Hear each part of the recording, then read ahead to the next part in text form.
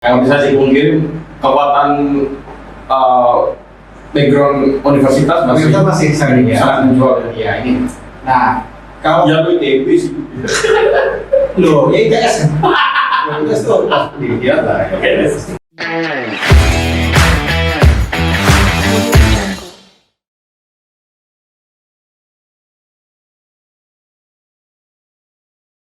Oke, halo semuanya. Jadi pada episode kali ini kita setelah mengundang seorang teman, Rom, apa kabar? Namanya Romi, ya teman kita dari SMP, SMA, kemudian terus berlanjut hingga sekarang, alhamdulillah. Jadi gini Rom, kenapa pada episode kali ini saya dan teman-teman mengundang Romi karena ingin berbagi cerita sebenarnya. Beberapa kesempatan yang lalu saya sudah mengundang banyak orang yang berkaitan langsung dengan bisnis di bidang TI, SEO, digital marketing, dan media dan lain sebagainya. Cuman di antara mereka itu ada yang bukan lulusan TI, Baik. jadi dia kuliah apa gitu kemudian jalanin bisnisnya di bidang digital marketing. Akhirnya juga ini juga penangkapan gue di balik ini ya, semuanya dan riset dari beberapa orang juga, hari ini masih perlukah kita kuliah di teknologi informasi? Secara kan dengan kemajuan teknologi, internet, dan kemudian kehadiran online course baik yang berbayar maupun yang free, itu kan kayak sudah mencukupi kebutuhan kita secara pengetahuan atau knowledge sharing atau skill untuk upskill dan lain sebagainya. Nah, menurut lu gimana? Oke. Ya. Gue percaya bahwa di dunia IT atau engineering khususnya digital itu sebenarnya resource-nya itu udah banyak di internet, bahkan yang gratis pun juga udah banyak. Bahkan udah ada orang-orang yang membuatnya itu dengan struktur yang bagus. Jadi saya percaya sebenarnya kalau seseorang atau siapapun teman-teman yang mendapatkan resource itu sumbernya yang tepat, yang walaupun itu gratis, entah itu kuliah di YouTube atau ada suatu website gitu, itu ya bisa belajar dari nol sendiri dan bisa punya skill yang bisa berharga dan bisa diterima di dunia kerja.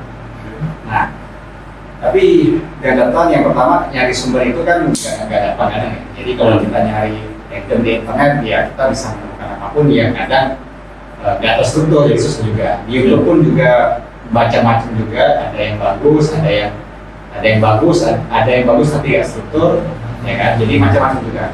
Jadi itu satu tantangannya. Kemudian kalau belajar sendiri tentu kalau ada kesulitan, terus apakah sudah benar ini saya belajar seperti ini, gitu kan? Jadi nggak ada mentor gitu, jadi nggak ada ngarahin itu kurang juga. Walaupun bisa gitu ya, yang penting selalu nyari terus, sudah gimana sih caranya mau belajar dari nol itu seperti itu bisa. Tapi ada yang mentor itu pas di mana-mana pasti lebih baik. Itu mentor. Nah kemudian apakah perlu kuliah? Masih perlu lah, masih relevan kan hari ini kita masuk dari informatika atau informatika. Tetap ada manfaatnya, dan ya menurut saya malah manfaatnya memang secara umum kemungkinan suksesnya tetap lebih tinggi orang-orang yang mengambil kuliah informatika, dan mungkin dia juga bisa ekspor sendiri di internet apalagi, ya kan, dan itu peluangnya akan lebih tinggi buat sukses. Pertama, di mana-mana ini yang namanya orang dalam itu pasti ngefek. Itu saya rasakan sendiri 2 kali diterima kerja itu karena orang dalam. bukan yang nyogok atau gimana, tapi referensi. Jadi bayangkan aja HR gitu ya, melihat ratusan ribuan lamar itu kan gimana gitu Iya, iya, iya. Nah, terus kalau ada tiba-tiba orang lain coba, walaupun belum diterima, tapi paling nggak sudah di istilahnya shortlisted atau sudah dipilih, oke, dilihat, oke lumayan, bisa dites. Iya. Jadi ada kesempatan lebih tinggi buat di review atau di assess di awal. Jadi orang dalam. Nah, orang dalam itu kan salah satunya kita dapat kuliah formal. Oke. Kemudian struktur pasti. Iya. Ya kan? Karena kurikulum ya. Sudah kurikulum dan mereka ya sudah reva kadang-kadang sudah itu juga diperbagus setiap tahun. Kemudian kerja ya balik tadi orang dalam. Kemudian alumni ya kan itu juga mungkin mirip lagi dengan orang dalam. Terus ya karena secara umum juga perusahaan-perusahaan akan melihat ya kan ini alumni mana. Ya. Itu masih nggak bisa dielakkan. Kalau bisa dipungkiri kekuatan background universitas Kita masih sangat sangat menjual ya. Iya ini.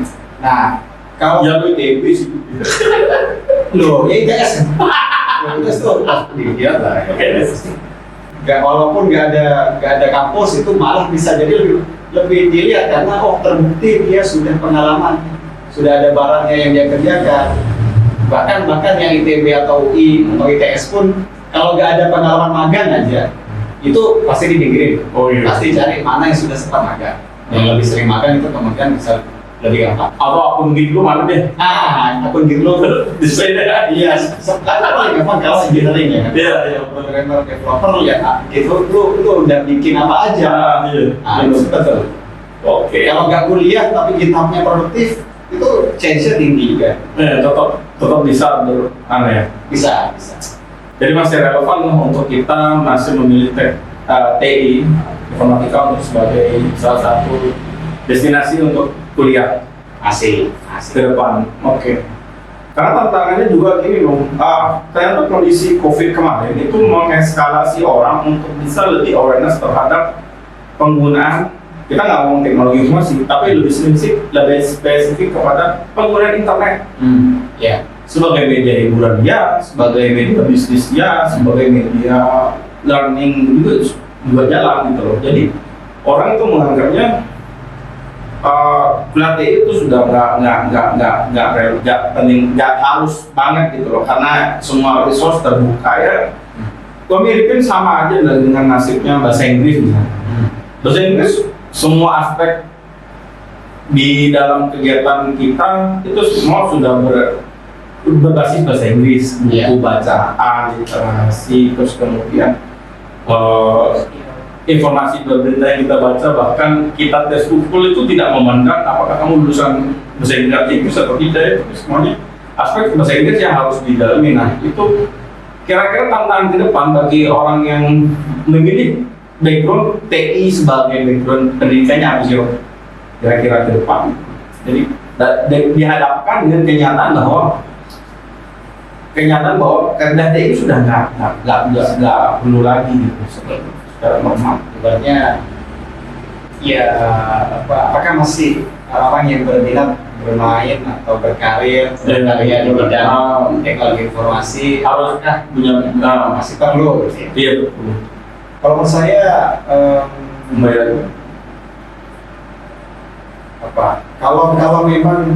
kalau memang ada kesempatan, ada peluang, menurut saya lanjutkan. Tetap lanjut ya. Jadi misalkan satu kuliah ya, tantangannya kan berarti biaya.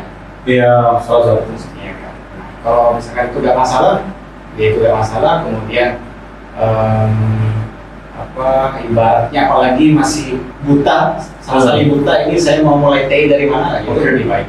Oke. Cuman kalau misalkan saya sudah sering ngulik, sudah sering ngoprek, bahkan sudah coding website. Iya. Terus saya sudah tahu ini udah mungkin ada join di satu komunitas programmer ya kan, yang sudah banyak referensi di mana gitu buat belajar. Bisa jadi nggak perlu kuliah karena mungkin dengan dia otodidak malah bisa terakselerasi, mungkin setahun 2 tahun dia juga sudah bisa coding stack web misalnya. Ya karena tidak bisa diterima kerja itu sangat penting juga. Oke, jadi kita sudah tahu lah kira-kira apakah masih relevan nggak kita untuk belajar. Itu dari sisi player. Nah, sekarang kita maju sedikit untuk bicara masalah karir.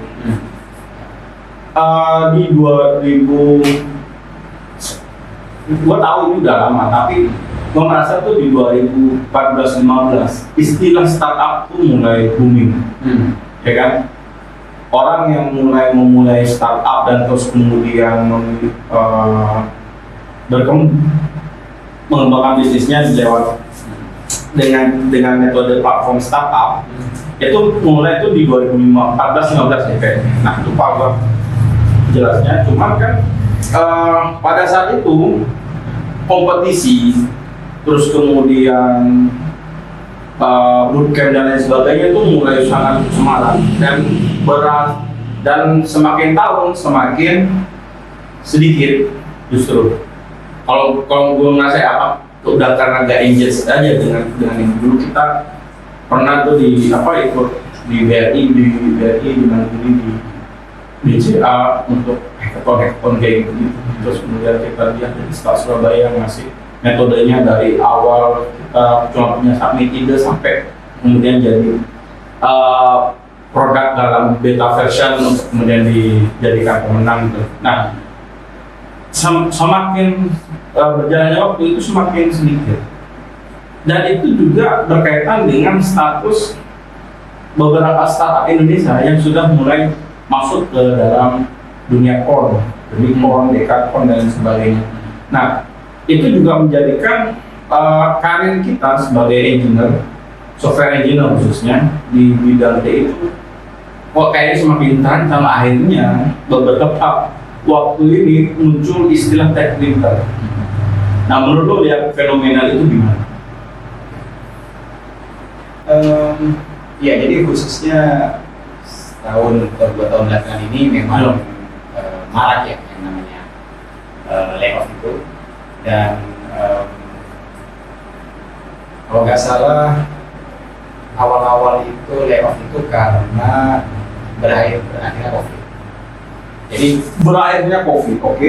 Jadi saat COVID mulai itu ibaratnya penggunaan digital apapun itu entertainment, bisnis itu diakselerate ya. Banyak orang-orang itu yang makin menggunakan digital lebih banyak lah. Entertainment, terus belanja ya kan, karena nggak bisa keluar, merasa pakai yang delivery, kayak belanja. Yang belanja bisa juga ke toko atau supermarket, akhirnya juga mungkin udah coba online yang jauh gitu. Nah itu sangat diakselerasi dengan adanya COVID, itu bisa mengubah perilaku konsumen. Konsumen behaviornya berubah. Jadi trafficnya sangat meningkat, perusahaan-perusahaan digital itu. Perusahaan-perusahaan gede, unicorn, yang ada di Indonesia sangat efektif. Bahkan di dunia juga. Kayak Netflix. Itu meningkat lah. On demand ini semua naik ya? Semua naik gitu. Ternyata setelah COVID ada, jadinya ibaratnya saya bilang bukan new normal. Jadi balik lagi kayak di normal. Normalnya kayak dulu. Oh justru gitu ya? Ya, jadi mungkin nggak begitu banget, tapi hampir mirip kayak yang baik dulu awal gitu. Jadi perilaku konsumen berubah lagi gitu. Permintaan digital turun, hampir balik seperti yang sebelum COVID. Oke. Di old normal. Nah, di old normal hampir lah. Mungkin nggak kayak di old normal banget, tapi ya mirip kayak gitu. Jadi perusahaan sudah mengira ini kita nge-scale, udah naik, bisnisnya, trafficnya tinggi banget, kita hiring karena ada kebutuhan yang banyak dari konsumen, hiring yang banyak. Ternyata pas setelah COVID berada, permintaannya jauh turun drastis. Nah, secara bisnis, ya mereka perlu maintain. Kalau yang udah profitable, Netflix harus maintain profitnya, drop banget ya kan. Ya caranya kan mau up bisnis yang ternyata nggak seperti yang diproyeksikan, ya sulit buat dinaikin gitu kan, karena itu kan kondisi konsumen kan, mau nggak mau apa yang dia melakukan hiring jadinya mereka cut lagi misalnya gitu. Padahal menurut gue nih, ketika pandemi udah menjelang masa akhir, itu kan baru naiknya metaverse. Nah, di situ gue pikir orang-orang sudah terbiasa untuk tidak keluar dan tidak melakukan aktivitas terlalu banyak di rumah. Ternyata enggak. Orang-orang justru kangen untuk datang ke bioskop, duduk di food court, dan kemudian bermacam-macam di jalan. Karena ada seninya seperti itu. Katanya gitu. Nah, Tech Winter ini juga salah satunya isunya karena ketika selain karena memang secara traffic udah menurun, perusahaan-perusahaan ini mengklaim bahwa sistem mereka sudah stabil. Artinya ya sudah mencapai pada titik sudah tinggal maintenance dan lain sebagainya, sehingga di titik ini untuk mengurangi cost maka terjadi layoff terutama di bidang engineer, di tenaga ahlinya, sehingga mereka akhirnya ya berfokus pada operasional yang memang tidak terlalu banyak memakan biaya dan juga berputar pada peningkatan sales dan marketing aja. Saya nggak tahu kalau yang terkait itu ya, karena udah stabil kayak. Tapi kalau saya lihat contohnya Google aja, Google, Netflix, Google lah paling gampang. Atau Amazon kan sama-sama layoff masih. Oh iya, saya lihat Google sama Amazon kan harusnya sudah stabil sejak lama, bukan baru 2 tahun sekarang, tapi mungkin udah stabil 5 tahun atau bahkan 10 tahun yang lalu. Harusnya stabil, maksudnya udah stabil, mungkin definisinya profit, ya kan? Terus mungkin profitnya pun growth gitu. Setiap bulannya kita tahu paling nggak year on year-nya secara selalu ada growth. Jadi kita anggap itulah stabil. Tapi ya waktu itu nggak ada yang namanya fenomena yang kayak sekarang gitu ya. Mungkin layoff kecil gitu ya selalu ada gitu ya. Tapi yang kayak gini kan nggak ada.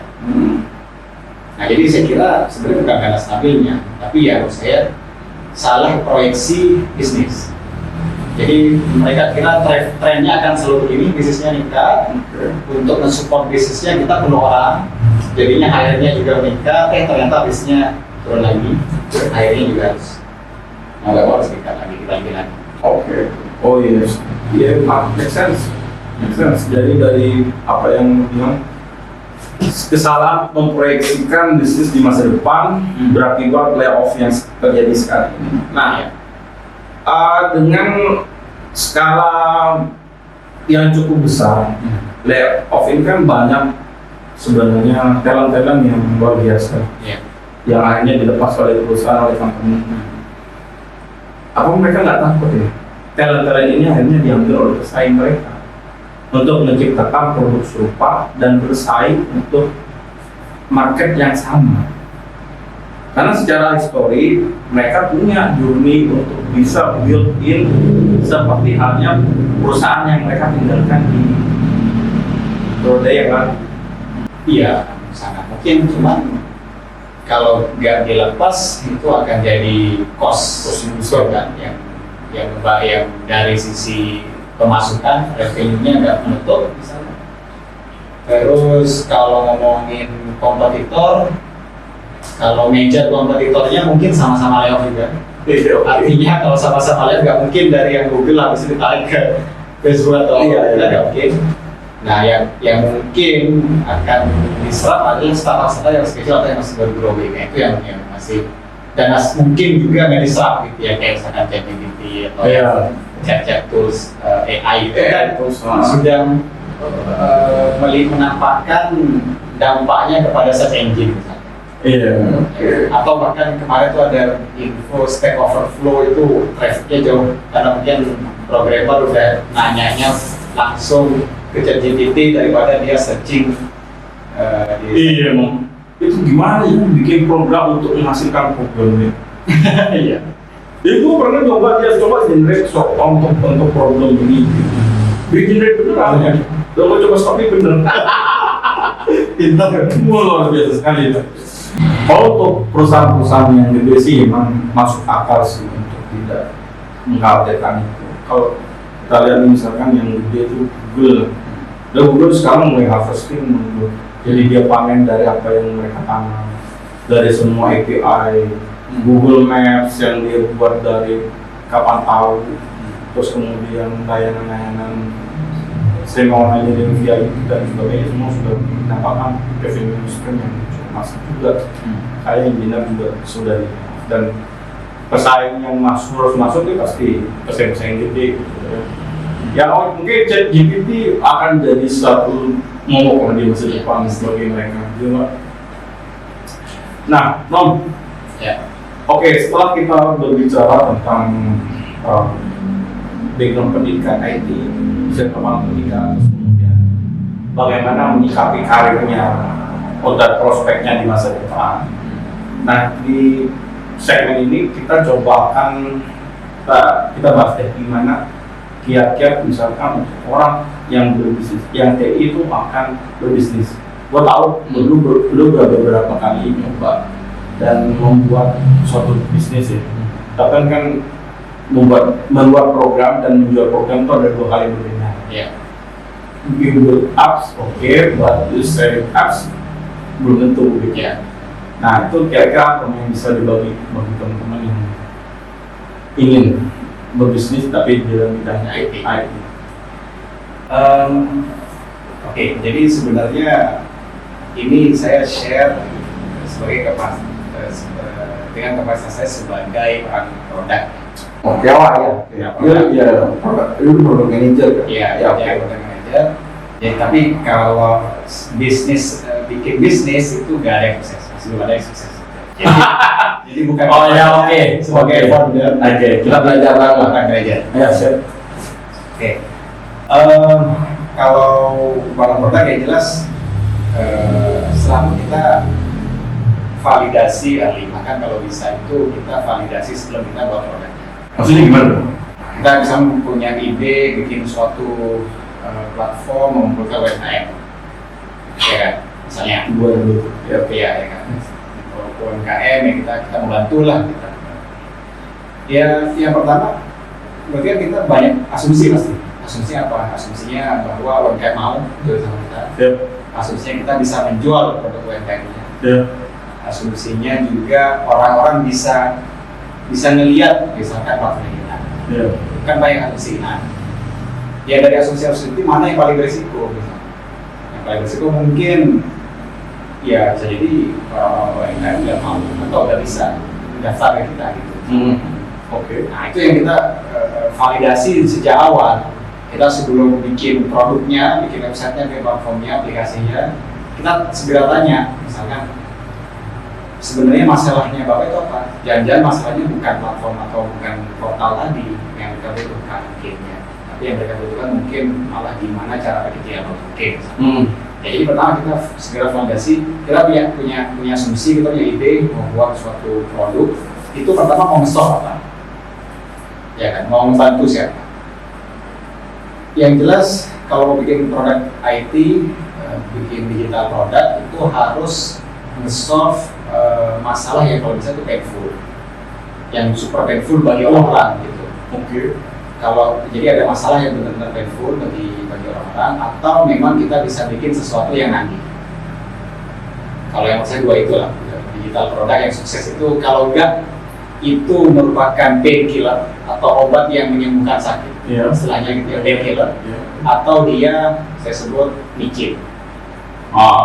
Karena ya micin walaupun nggak nyembuhin apa-apa, tapi kalau dicampur enak. Betul. Nah, painkiller itu contohnya mungkin ya Gojek. Orang nyari ojek susah, kadang berantem atau nggak yakin ya kan harganya. Kalau yang micin ya gampangnya sosial media, entertainment.